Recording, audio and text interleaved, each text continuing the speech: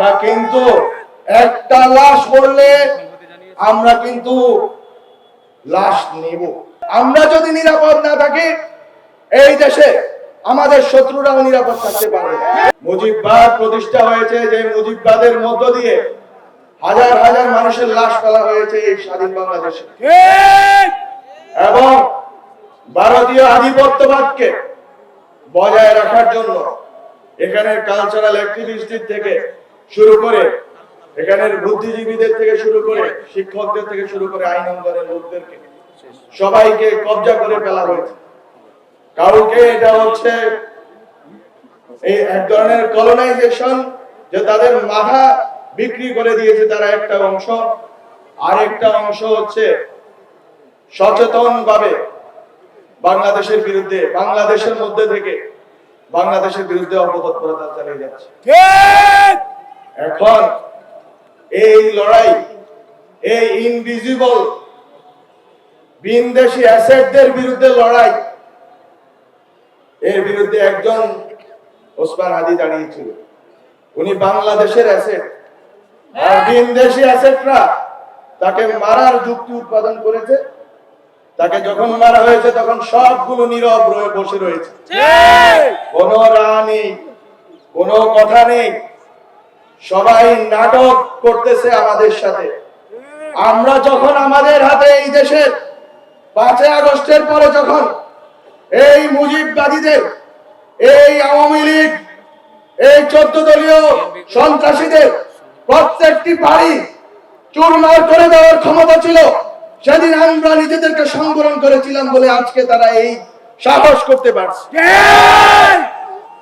আমরা ক্ষমা করে যদি ভুল করে থাকি তাহলে আমরা প্রতিজ্ঞা নিব যে আমরা আর ক্ষমা করব।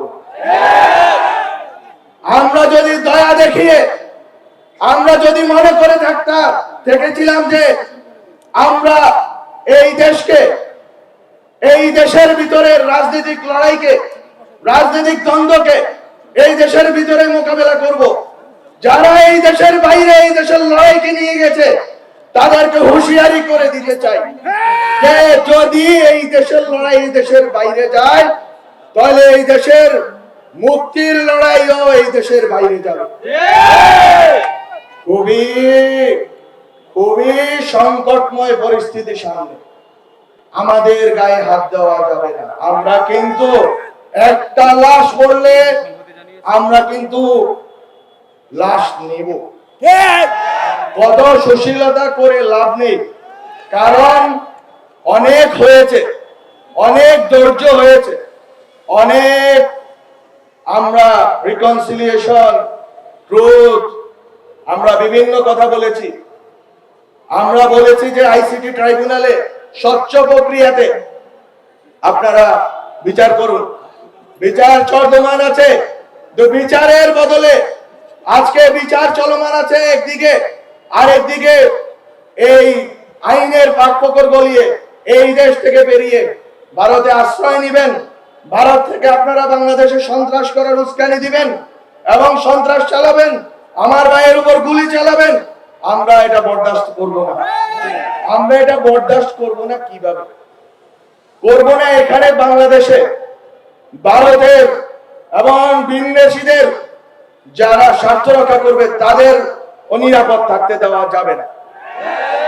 আমরা যদি নিরাপদ না থাকি এই দেশে আমাদের শত্রুরাও নিরাপদ থাকতে পারবে। এটা হচ্ছে বেসিক কন্ডিশন। আমাদের শরীরের জোশ, গরম, শক্তি, বিপ্লব সবকিছুর আছে। সাথে সাথে আমি একটা কথা বারবার বলে এসেছি, অনেক গালি শোনার পরে এই কথা আমি বলবো, সেটা হচ্ছে গরম। আপনারা ইনকিলাব কালচারাল সেন্টারের মতো সেটার আদর্শ রাজনৈতিক অবস্থান যাই থাকুক, জুলাইয়ের পক্ষে ছিল। জুলাইয়ের পক্ষে আপনারা জেলায় জেলায় সাংস্কৃতিক কর্মকাণ্ড শুরু করুন। জুলাই বিরোধী যারা সাংস্কৃতিক ভাবে বাংলাদেশের বিরুদ্ধে কাজ করছে তাদেরকে প্রতিহত করুন সাংস্কৃতিক ভাবে। এখানে শিক্ষকরা, মিডিয়াতে এবং আইন অঙ্গনে যারা জুলাইয়ের বিরুদ্ধে কাজ করছে তাদেরকে তাদের মতো করে প্রতিরোধ করুন। এবং জুলাইয়ের শক্তি যদি কনস্ট্রাকটিভলি, গঠনমূলকভাবে শক্তিশালী হয়ে ওঠে তাহলে ভিতরকার যে লড়াই এবং চারপাশ থেকে যে লড়াই ঘিরে ধরেছে, সব লড়াইকে আমরা মোকাবেলা করতে পারবো ইনশাআল্লাহ।